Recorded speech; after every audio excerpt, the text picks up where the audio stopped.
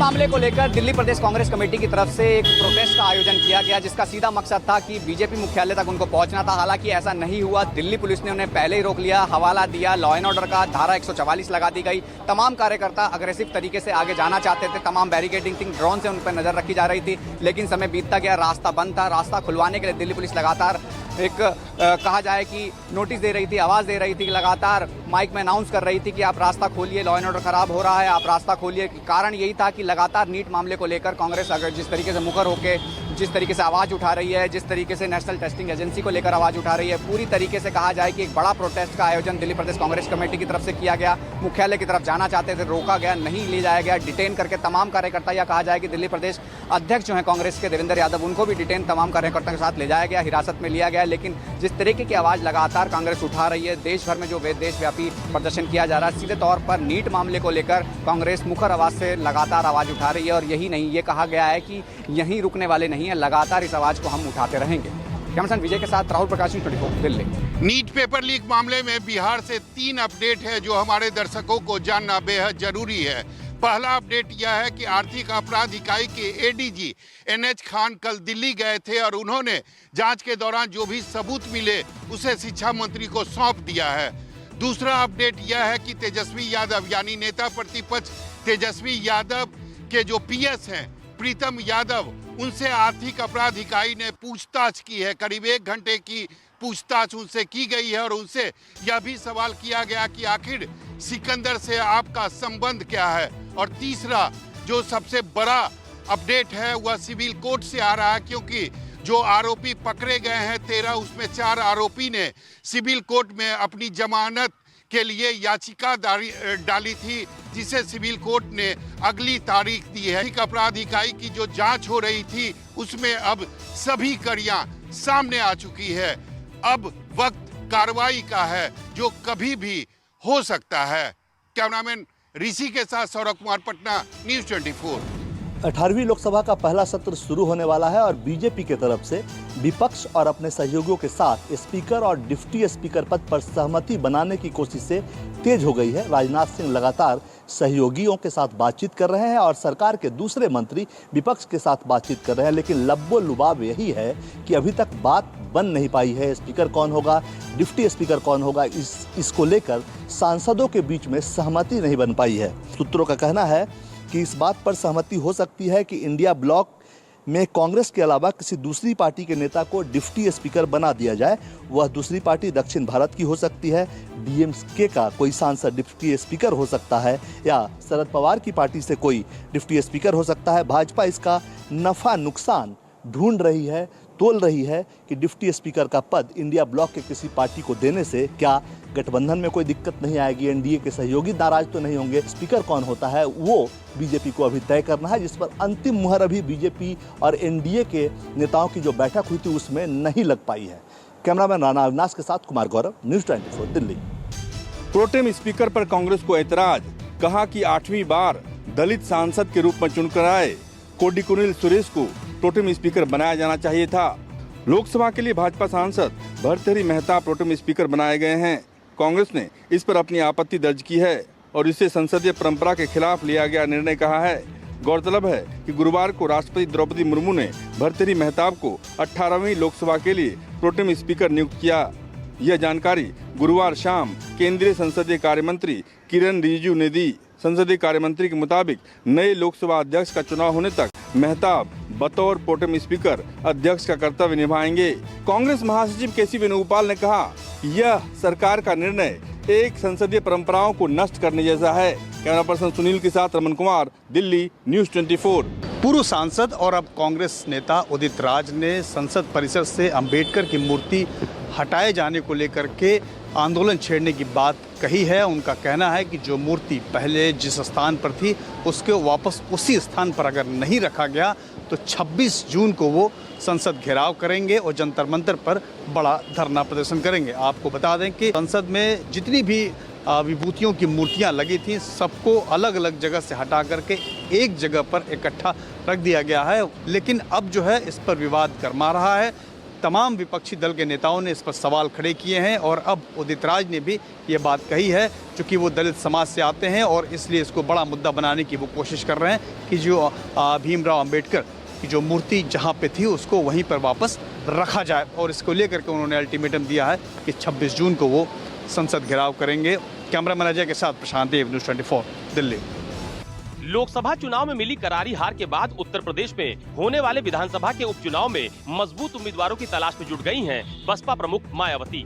दरअसल लोकसभा चुनाव में इस बार बहुजन समाज पार्टी का खाता तक नहीं खुला। खुद मायावती ने इस बार किसी दल के साथ गठबंधन नहीं किया और अकेले चुनावी मैदान में उतरी। अब उत्तर प्रदेश में 10 विधानसभा सीटों पर उपचुनाव होना है। आमतौर पर मायावती उपचुनाव नहीं लड़ती हैं, लेकिन लगातार गिरते वोट प्रतिशत के बाद अब उपचुनाव में बसपा के उतरने की पूरी तैयारी है। मायावती ने संबंधित जनपदों के जिलाध्यक्षों से उपचुनाव के लिए उम्मीदवारों का पैनल भी मांगा है जो मजबूत हो और चुनाव जीत सके। पिछले कुछ उपचुनाव में मायावती ने उम्मीदवार उतारे भी हैं। साल 2019 में बसपा 10 सीटें जीती थी, लेकिन इस बार उसका खाता तक नहीं खुल पाया। यहाँ आपको ये भी बता दें कि आने वाली 23 जून को बसपा प्रमुख मायावती एक बड़ी बैठक करने जा रही हैं, जिसके बाद पार्टी की अगली रणनीति भी तय की जाएगी। कैमरा पर्सन मिंटू सिंह के साथ अशोक तिवारी, लखनऊ, न्यूज़ 24। दिल्ली सरकार की जल मंत्री आतिशी आज से सत्याग्रह करने जा रही हैं। आतिशी आज आम आदमी पार्टी के नेता संजय सिंह, सौरभ भारद्वाज, जैस्मिन शाह और सुनीता केजरीवाल के साथ आज गांधी की समाधि पर पहुंचे हैं। वहां पर श्रद्धांजलि देकर के आज से सत्याग्रह शुरू करने जा रही हैं। दरअसल में आतिशी ने देश के प्रधानमंत्री नरेंद्र मोदी को एक चिट्ठी लिखी थी, जिसमें बताया गया था कि दिल्ली की जनता प्यासी रह जा रही है, इसलिए उसके लिए पानी की व्यवस्था नहीं हो पा रही है और आप पानी का अरेंजमेंट करिए। और उन्होंने साथ में यह भी कहा था कि अगर दिल्ली की जनता को पानी नहीं मिलेगा तो वो आज से सत्याग्रह शुरू कर देंगी। फिलहाल पानी को लेकर के दिल्ली की जनता त्रस्त है और वहीं राजनीतिक पार्टियां भी अपनी राजनीतिक रोटियां लगातार जम करके सेक रही हैं। कैमरा पर्सन नितिन के साथ मैं यूसुफ, न्यूज़ 24 दिल्ली। प्रधानमंत्री नरेंद्र मोदी ने आज 10वें अंतर्राष्ट्रीय योग दिवस के मौके पर यहाँ श्रीनगर के डल झील पर स्थित शेर कश्मीर इंटरनेशनल कॉन्फ्रेंस सेंटर से योग दिवस को यहाँ सेलिब्रेट किया और प्रधानमंत्री के साथ यहाँ हजारों की तादाद में कश्मीर घाटी के अलग अलग कोनों से आए युवा, छात्र और दूसरे वर्ग के लोग जुड़े और कश्मीर घाटी में हालांकि इस योग दिवस के लिए पिछले कई दिनों से तैयारियां की गई थी और प्रधानमंत्री ने SKICC के विंटर हॉल में फिर कई छात्रों, युवाओं और दूसरे लोगों के साथ योग दिवस यहाँ से मनाते हुए पूरे देश और दुनिया को संदेश देते हुए कहा कि योग को हर व्यक्ति अपनी जिंदगी में अपना ले और स्वस्थ जीवन को यहाँ पर गुजारे। कैमरामैन शीट के साथ आसिफ साहब, श्रीनगर, न्यूज़ 24। अंतर्राष्ट्रीय योग दिवस के मौके पर मुख्यमंत्री योगी आदित्यनाथ ने राजभवन पहुंचकर राज्यपाल के साथ किया योग अभ्यास। योग दिवस के मौके पर मुख्यमंत्री योगी आदित्यनाथ ने राजभवन में राज्यपाल आनंदीबेन पटेल के साथ योग अभ्यास किया। अभ्यास के दौरान कई बड़े नेता और अधिकारी मौजूद रहे। इस दौरान सीएम योगी आदित्यनाथ ने कहा कि योग मानवता के अनुकूल है, जो देश समाज के काल परिस्थितियों से बाधित होकर संपूर्ण मानवता के कल्याण के मार्ग को प्रशस्त करता है। पूर्वजों की विरासत के प्रति हमारी सच्ची श्रद्धा कही जाती है।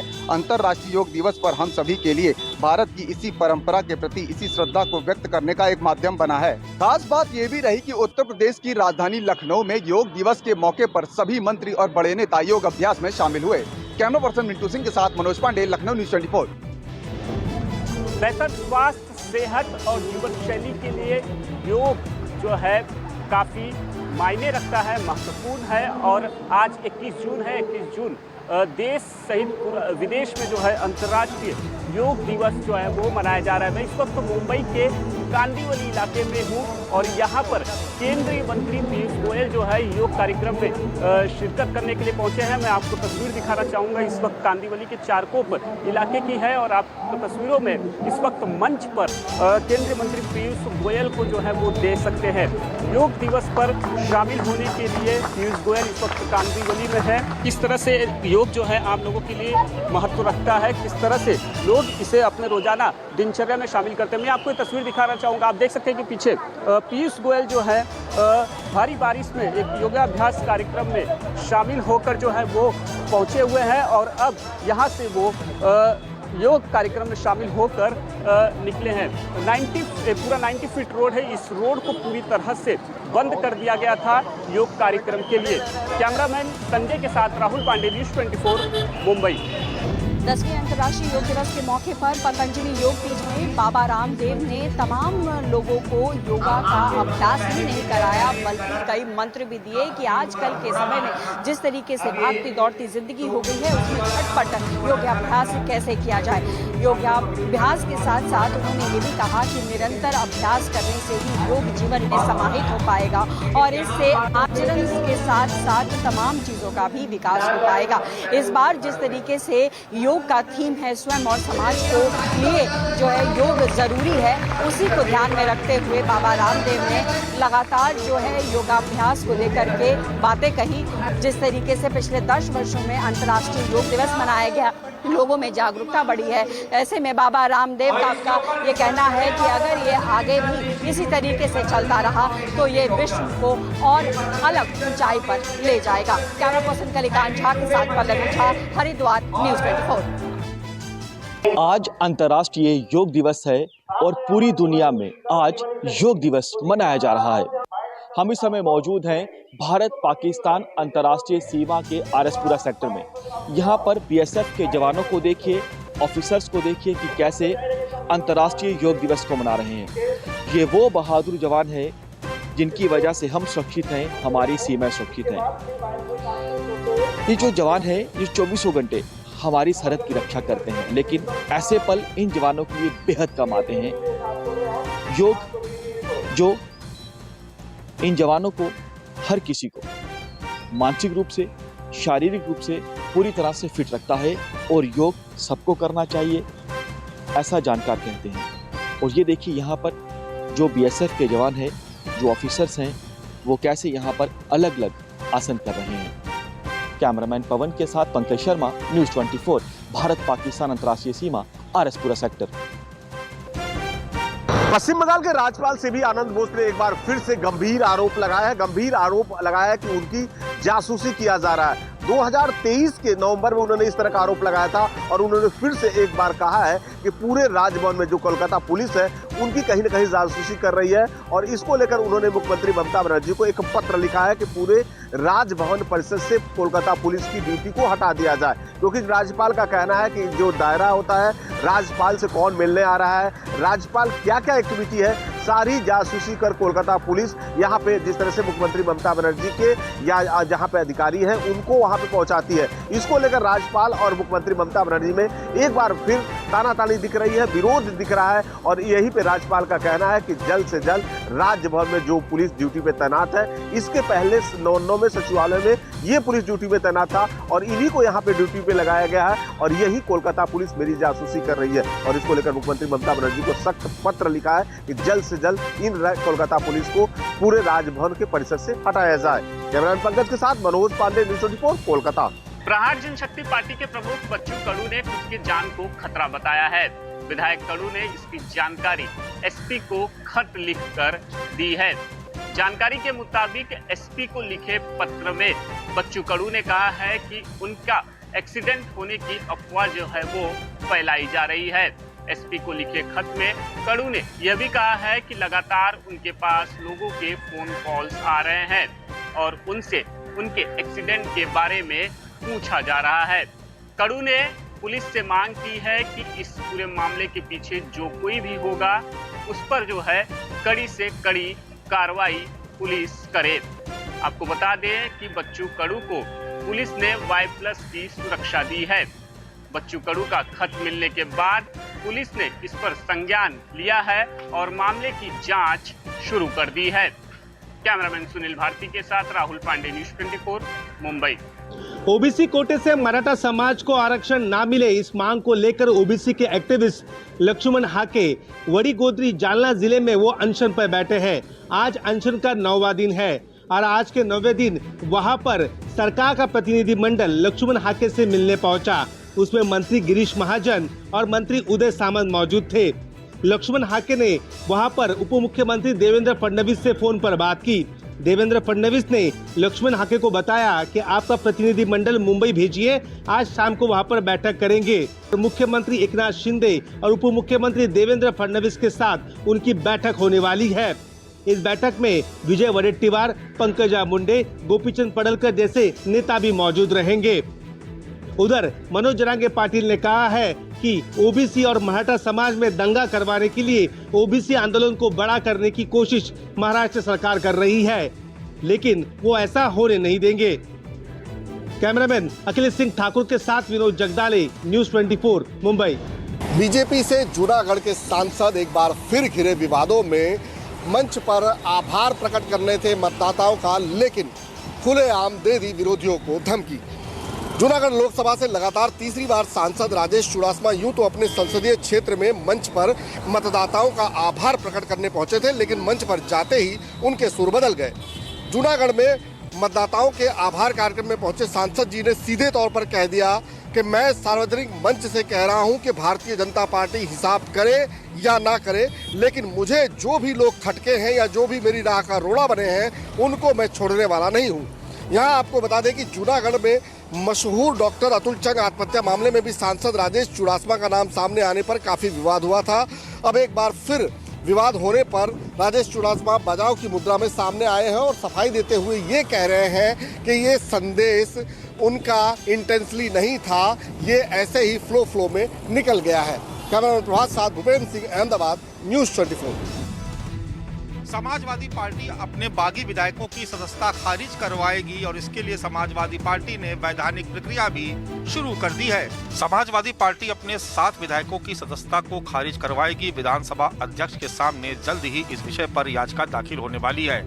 अगर विधायकी जाती है तो इन सीटों पर उपचुनाव भी होगा। समाजवादी पार्टी ने राज्यसभा चुनाव के दौरान बीजेपी को वोट देने वाले और लोकसभा चुनाव में बीजेपी के मंच पर मौजूद रहे और बीजेपी के पक्ष में प्रचार करने वाले अपने विधायकों का बाकायदा वीडियो, ऑडियो और तमाम दूसरे सबूत भी जुटा रही है। समाजवादी पार्टी के ये जो 7 विधायक हैं जिनकी सदस्यता जा सकती है, उनमें मनोज पांडे, राकेश सिंह, अभय सिंह, राकेश पांडे, विनोद चतुर्वेदी, पूजा पाल और आशुतोष शामिल हैं। हालांकि समाजवादी पार्टी ने पल्लवी पटेल के बारे में कोई फैसला नहीं लिया है। पल्लवी पटेल अपना दल कमेरावादी गुट की है, लेकिन उन्होंने विधायक की समाजवादी पार्टी के सिंबल पर लड़ी थी। कैमरा पर्सन धर्मेंद्र कुमार साहू के साथ मानव श्रीवास्तव, लखनऊ, न्यूज़ 24। पश्चिम बंगाल की मुख्यमंत्री ममता बनर्जी 9 दिन के बाद पहुंची हैं और सचिवालय पहुंचने के बाद उन्होंने प्रशासनिक बैठक किया है। बैठक में मुख्यमंत्री ममता बनर्जी ने ये पाया कि जिस दौरान वहां पे पूरे नवन्नों में एसी चलती है, जहां पे आला अधिकारी बैठते हैं वहीं पे मंत्री बैठते हैं और मंत्री के न रहने के बाद भी सभी जगहों का एसी बिना वजह का चलता है, यानी बिजली की सबसे ज्यादा खपत हो रही है और बर्बादी हो रही है। इसको लेकर मुख्यमंत्री ममता बनर्जी ने साफ तौर पे सचिवालय को, सभी विभागों को निर्देश दिया है कि जो अधिकारी अपने ऑफिस में ना रहे तो वहां पे बिना वजह का एसी को न चलाएं, जिससे पूरी बिजली की बर्बादी हो रही है और बिजली की कैसे बचत करनी है इसको लेकर पूरा यहाँ पे नौनो में एक मीटिंग हुआ है। तो साफ तौर पे मुख्यमंत्री ममता बनर्जी ने एक बार बिना वजह का एसी चलते हुए जिस तरह के लंबे चौड़े बिल आ रहे हैं, बर्बादी हो रहा है, इनको लेते हुए मुख्यमंत्री ममता बनर्जी ने सख्त निर्देश दिया है कि क्यों यदि आगे से इस तरह की कार्रवाई बिना वजह का, बिना ऑफिस में रहे, किसी के यहाँ पे दफ्तर में एसी चलता रहेगा तो उसके ऊपर उचित कार्रवाई किया जाएगा। कैमरामैन पंकज के साथ मनोज पांडे, न्यूज़ 24 कोलकाता। महाराष्ट्र सरकार ने यहाँ की पुलिस को देश की सबसे आधुनिक पुलिस बनाने के लिए एक कदम और बढ़ा दिया है। इसके तहत आर्टिफिशियल इंटेलिजेंस का प्रयोग कर किस तरह से अपराध को कम किया जाए, किस तरह से अपराधी को जल्द से जल्द पकड़ा जाए, इस प्रोजेक्ट पर काम चल रहा था। महाराष्ट्र सरकार इस प्रोजेक्ट पर IIM नागपुर के सहयोग से काम कर रही थी। अब यह प्रोजेक्ट पूरा हो चुका है। इस प्रोजेक्ट का नाम मार्वल रखा गया है, जिसका प्रेजेंटेशन आज अधिकारियों के सामने किया गया। इस मौके पर गृह मंत्री देवेंद्र फडणवीस ने कहा कि इससे जो अपराधी है वो बच नहीं पाएगा और अपराध जल्द से जल्द सॉल्व होगा। जो कई दिनों का काम है कुछ ही मिनटों में हो जाएगा और अपराधी जल्द से जल्द पकड़ा जाएगा। अगर महाराष्ट्र की बात करें तो यहाँ पर साइबर क्राइम पूरे देश में जिस तरह से बढ़ा है उसी तरह से महाराष्ट्र में बढ़ा है।